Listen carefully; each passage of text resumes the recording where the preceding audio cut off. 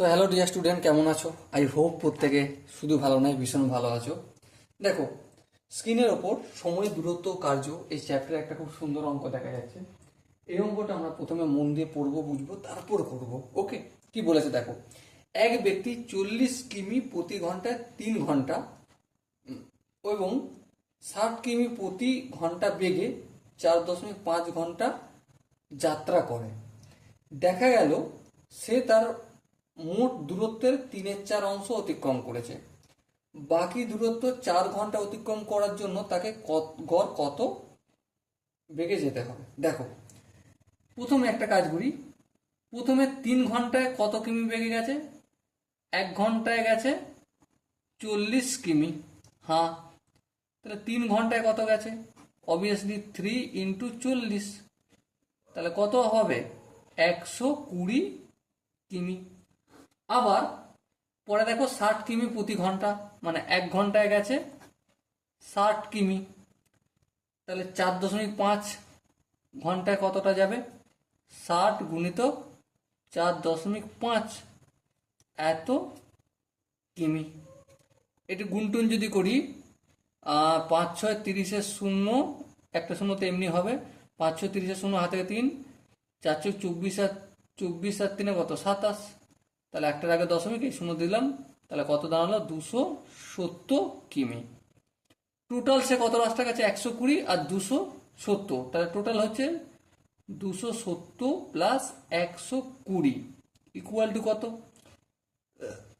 0, 7 আর 2 9, 390 কিমি সে চলে গেছে। এই 390 কিমিটা কি? যতটা পর যেতে হবে তার 3/5 অংশ। কার অংশ? 3/5। তাহলে আমি ধরছি সমস্ত পথটা এক্স, তাহলে এক্স এর 3/5 মানে কতটা? 3x/5। তাহলে 3x/5 ইকুয়াল টু কত? 390 কিমি।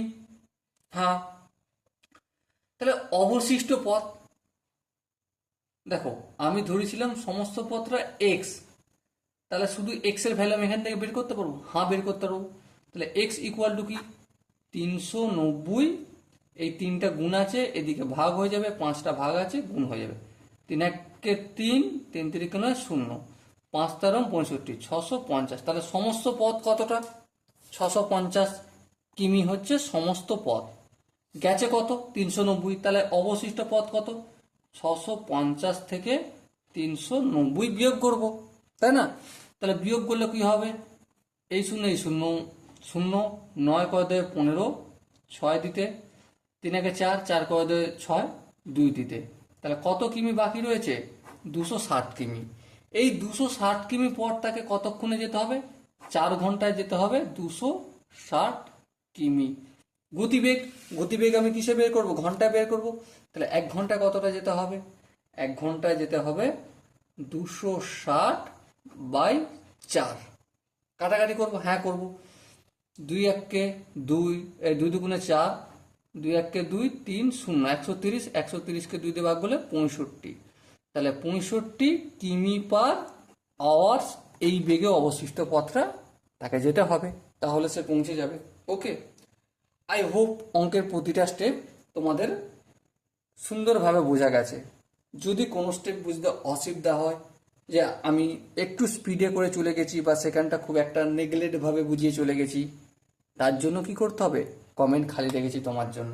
ওকে, কমেন্টে জানাও, আর সেই কমেন্ট অনুযায়ী আমি ডেডিকেটেড একটা ভিডিও নিয়ে আসবো তোমার জন্য শুধু। ওকে, সো দেখা হচ্ছে পরের এরকমই একটা সুন্দর সেশনের।